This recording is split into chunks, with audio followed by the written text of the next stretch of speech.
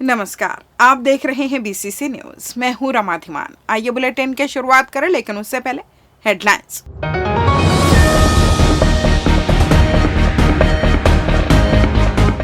तिफरा औद्योगिक क्षेत्र में फिर आगजनी, पेंट फैक्ट्री में मचा कोहराम। नशेड़ी पुत्र ने पिता को उतारा मौत के घाट, फावड़े से शव किया क्षत विक्षत। जवान बेटे की मौत से टूटे माता पिता, आत्महत्या कर लगाया मौत को गले। और मुस्लिम प्रीमियर लीग का रहा उत्साह, दर्शकों का उमड़ा सैलाब। हेडलाइंस के बाद खबरें विस्तार से। बिलासपुर के तिफरा औद्योगिक क्षेत्र स्थित एक पेंट, टाइल्स और पुट्टी बनाने वाली फैक्ट्री में सोमवार को भीषण आग लगने से हड़कंप मच गया। बताया जा रहा है कि अनव इंडस्ट्री के परिसर के भीतर रखे ज्वलनशील केमिकल पदार्थों में आग लगने के बाद देखते ही देखते लपटें तेज हो गई और पूरे फैक्ट्री परिसर को अपनी चपेट में ले लिया। आग इतनी भयानक थी कि दूर से ही धुएं का घना गुबार दिखाई देने लगा, जिससे आसपास के इलाके में अफरा तफरी का माहौल बन गया। घटना की सूचना मिलते ही दमकल विभाग की कई गाड़ियां मौके पर पहुंची और आग पर काबू पाने के लिए लगातार प्रयास जारी रहे। फैक्ट्री में रखे केमिकल और पेंट सामग्री के कारण आग बुझाने में काफी कठिनाई आ रही थी। एहतियात के तौर पर आसपास के कर्मचारियों और लोगों को सुरक्षित दूरी पर हटा दिया गया। फिलहाल आग लगने के कारणों का पता नहीं चल सका है। प्रशासन और पुलिस की टीम भी मौके पर पहुंचकर स्थिति पर नजर बनाए हुए है। राहत की बात यह है कि अब तक किसी जनहानि की सूचना नहीं मिली है। हालांकि फैक्ट्री को भारी नुकसान होने की आशंका जताई जा रही है। 85 वर्षीय सुरेश मणि तिवारी और 83 वर्षीय ललिता तिवारी अपने ही घर के अधिकार के लिए संघर्ष कर रहे हैं। न्यायालयों में राहत मिलने के बावजूद आदेशों का पालन नहीं होने से दंपति को वृद्धाश्रम में रहना पड़ रहा है। उनका कहना है कि उम्र के इस पड़ाव पर उन्हें केवल अपनी छत और सम्मानजनक जीवन चाहिए। मामले में जुड़े अधिवक्ता ने बताया कि वर्ष 2016 में दान पत्र के जरिए मकान हस्तांतरित किया गया था, लेकिन बाद में परिस्थितियां प्रतिकूल होने पर एसडीएम न्यायालय में दान पत्र निरस्त कराया गया।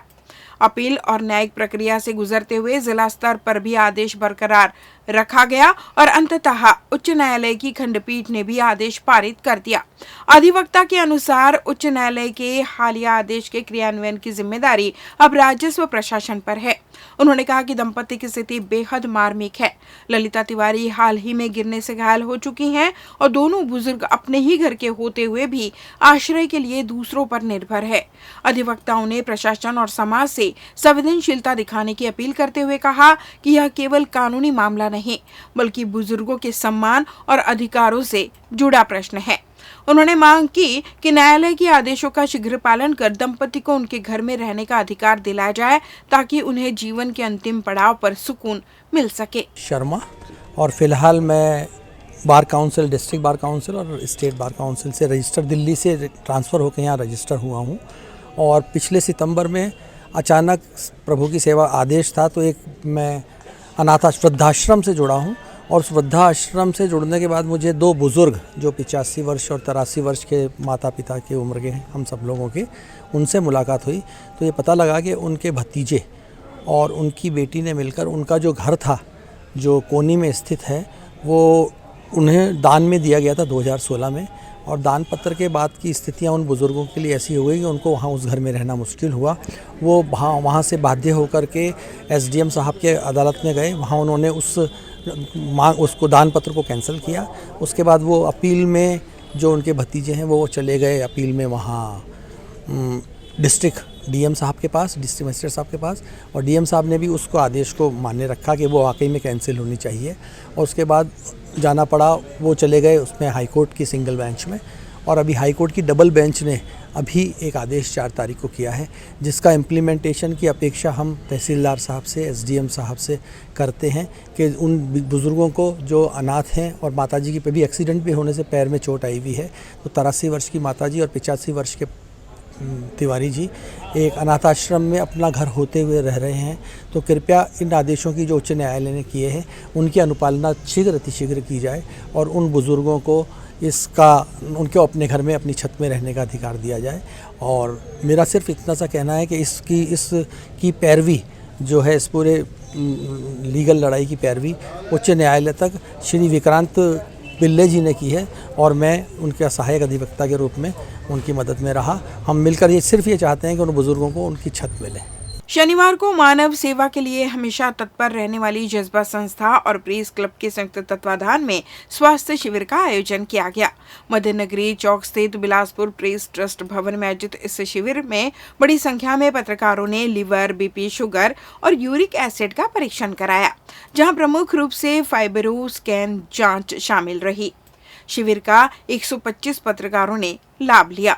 इस दौरान भारत के प्रसिद्ध लीवर और पेट के डॉक्टर समर्थ शर्मा ने सभी का स्वास्थ्य परीक्षण कर उचित मार्गदर्शन दिया।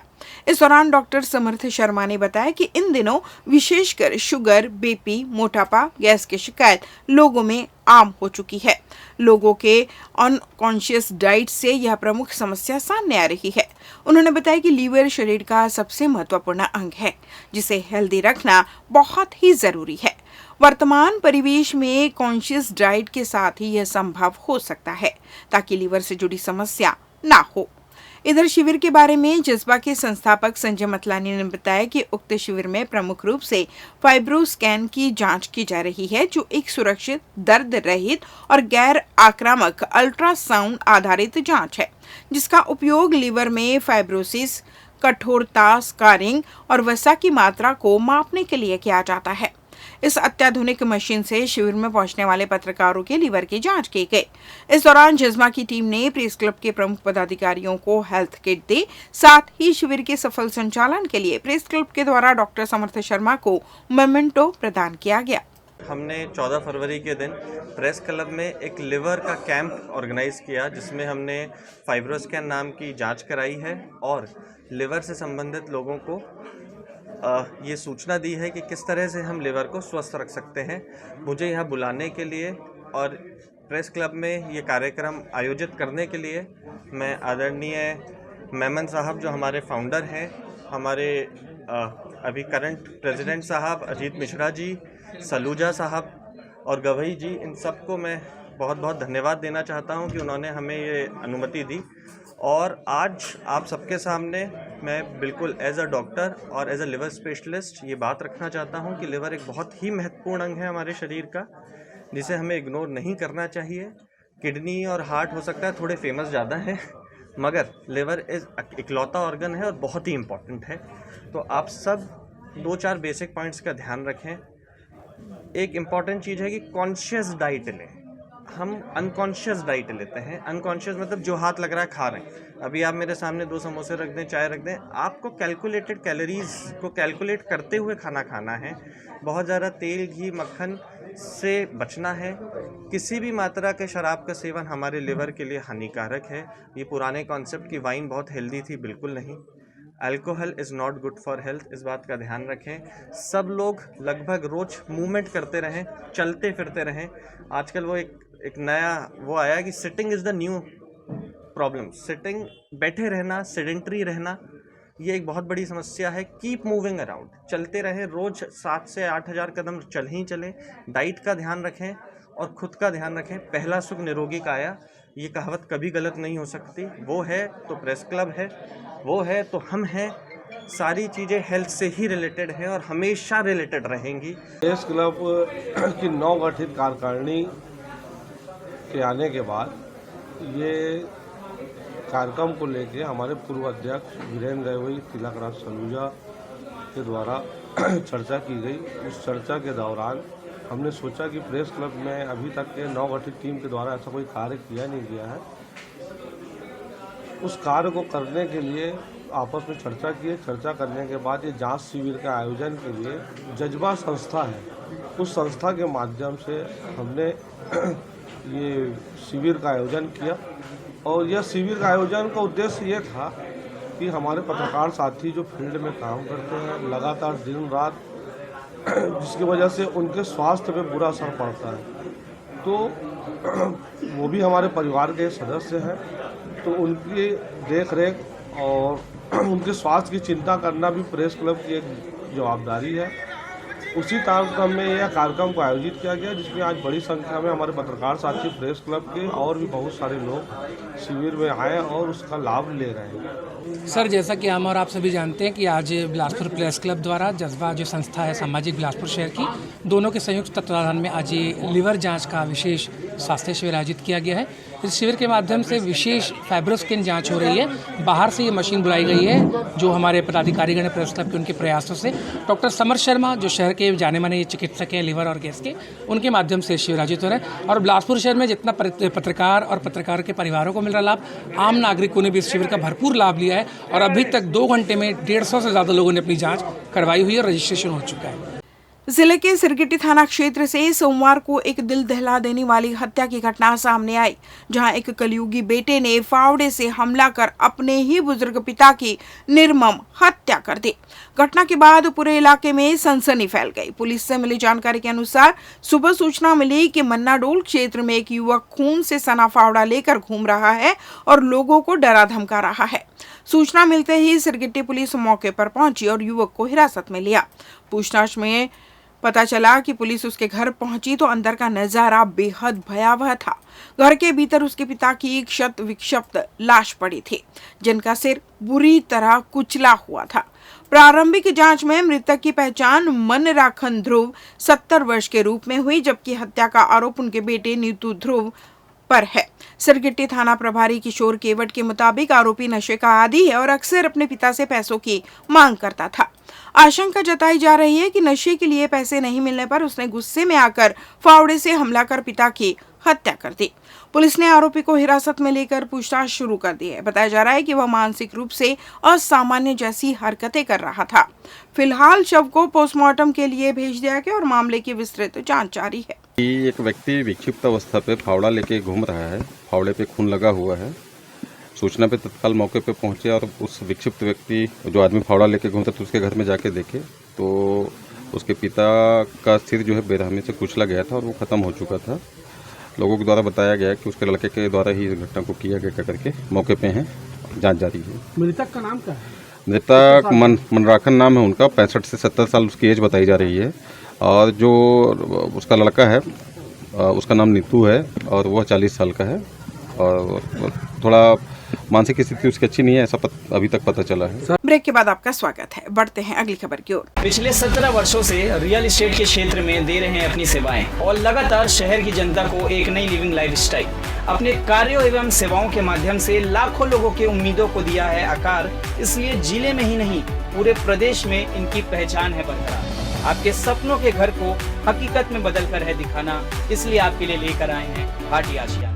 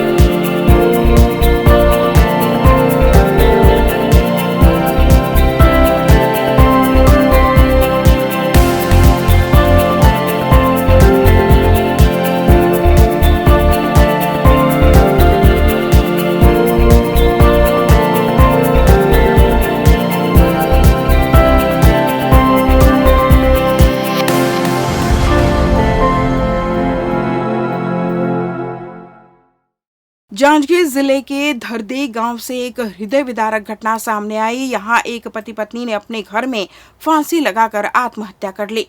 घटना के बाद पूरे गांव में शोक और सन्नाटा पसरा हुआ है। मृतकों की पहचान रमाबाई पटेल 47 वर्ष और उनके पति कृष्णा पटेल 48 वर्ष के रूप में हुई है। दोनों सोमवार को अपने घर के अंदर पेड़ पर फांसी के फंदे पर लटके मिले। जब काफी देर तक घर का दरवाजा नहीं खुला तो आसपास के लोगों को संदेह हुआ। ग्रामीणों ने भीतर झांक कर देखा तो दंपति फांसी पर लटके मिले। तत्काल पुलिस को सूचना दी गई। सूत्रों के अनुसार कुछ दिन पहले ही दंपति के इकलौते बेटे की सड़क दुर्घटना में मौत हो गई थी। जवान बेटी की असमय मौत से दोनों गहरे सदमे में थे। परिजनों का कहना है कि बेटी की मौत के बाद से ही वे मानसिक रूप से काफी परेशान और अवसादग्रस्त नजर आ रहे थे। आशंका जताई जा रही है कि इसी मानसिक आघात के चलते उन्होंने यह आत्मघाती कदम उठाया। सूचना मिलते ही पुलिस मौके पर पहुंची और पंचनामा कार्रवाई कर शवों को पोस्टमार्टम के लिए भेज दिया। पुलिस ने मामले में मर्ग कायम कर जांच शुरू कर दी है। फिलहाल पुलिस हर पहलू से जांच कर रही है। मौत के वास्तविक कारणों का खुलासा जांच और पोस्टमार्टम रिपोर्ट आने के बाद ही हो सकेगा। अगर हम इस दुनिया में नहीं रहो भैया तो हमार पुत्र आदित्य के क्लेम के पैसा ला मोर दोनों बड़े भैया खोलबहरा पटेल और जलबहरा पटेल ला दे देवे भैया, देवा देवे। यही तौर से प्रार्थना है हमन के। जिले के रतनपुर थाना क्षेत्र में पुलिस ने अवैध मादक पदार्थ के खिलाफ कार्रवाई करते हुए एक आरोपी को गिरफ्तार किया।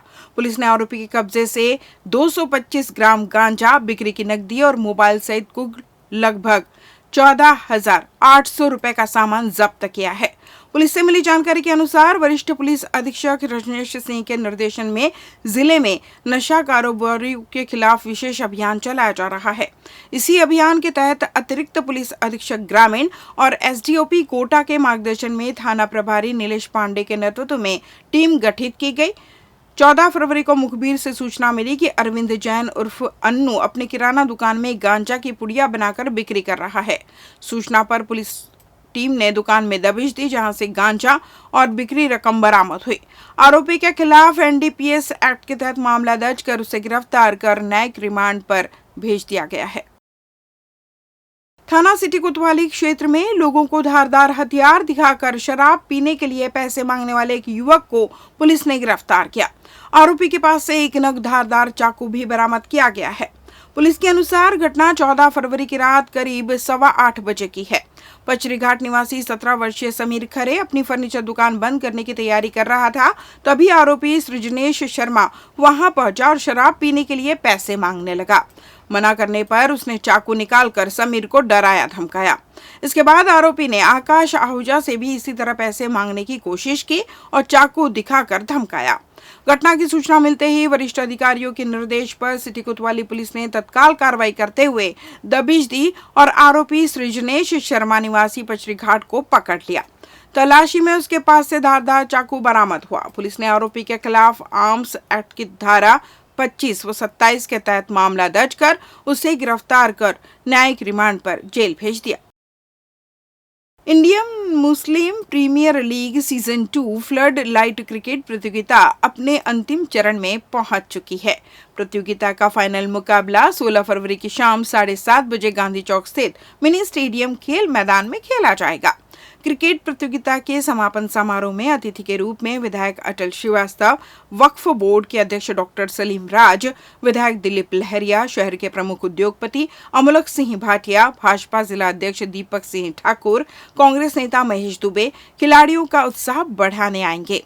इसी के साथ रंगारंग समापन समारोह और पुरस्कार वितरण भी आयोजित होगा। आयोजन समिति के अनुसार विजेता टीम को एपीजे अब्दुल कलाम ट्रॉफी के साथ 1,10,786 रुपए नगद पुरस्कार दिया जाएगा, जबकि उपविजेता टीम को 55,786 रुपए और ट्रॉफी प्रदान की जाएगी। इसके अलावा सर्वश्रेष्ठ बल्लेबाज, गेंदबाज, क्षेत्र रक्षक और मैन ऑफ द सीरीज के लिए भी विशेष पुरस्कार रखे गए हैं।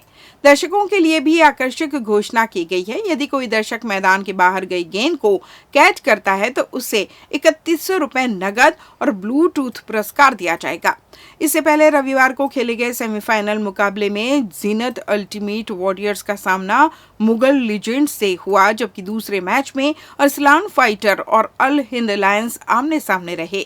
सेमीफाइनल मैच में खिलाड़ियों का उत्साह बढ़ाने के लिए फाउंडेशन क्रिकेट एकेडमी के अध्यक्ष प्रिंस भाटिया, पूर्व जिला पंचायत अध्यक्ष अरुण सिंह चौहान, पार्षद शहजादी कुरैशी, श्याम कश्यप, समाज सेवी शेख अयूब ने खिलाड़ियों का परिचय प्राप्त किया। प्रतियोगिता के दौरान नागरिक 11 और नगर निगम टीम के बीच खेले गए सद्भावना मैच में निगम टीम ने जीत दर्ज की। आयोजन से शहर में खेल के प्रति उत्साह का माहौल बना हुआ है। प्रतियोगिता का 8वां दिन है और जो पहला मुकाबला खेला जा रहा है वो जीनत अल्टीमेटेड वॉरियर्स और वर्सेस मुगल्स लीजेंड के मध्य मैच खेला जा रहा है और अभी पहले टॉस जीतकर शायद संभवतः जीनत ने गेंदबाजी करी है। इसके पश्चात एक सेमीफाइनल और खेला जाना है जिसमें अरसलान फाइटर्स और अल हिंद के मध्य खेला जाएगा और इस मैच के जो मुख्य अतिथि है सम्मानीय अरुण सिंह चौहान जी, अयूब काका जी और श्याम साहू जी, कुलपति रायगढ़ सचिव जी इस मैच को देखने के लिए हमारे बीच मौजूद हैं। और इसके बाद जो दूसरा सेमीफाइनल मैच खेला जाना है जिसके मुख्य अतिथि सम्मान्य श्री बेलतला के विधायक सुशांत शुक्ला जी हमारे साथ ग्राउंड पर मौजूद रहेंगे और इस प्रतियोगिता का जो फाइनल है कल 8 बजे 16 तारीख को इसी ग्राउंड में खेला जाना है। इस बुलेटिन में बस इतना ही। अगले बुलेटिन में आपसे फिर मुलाकात, तब तक मुझे दीजिए विदा। नमस्कार।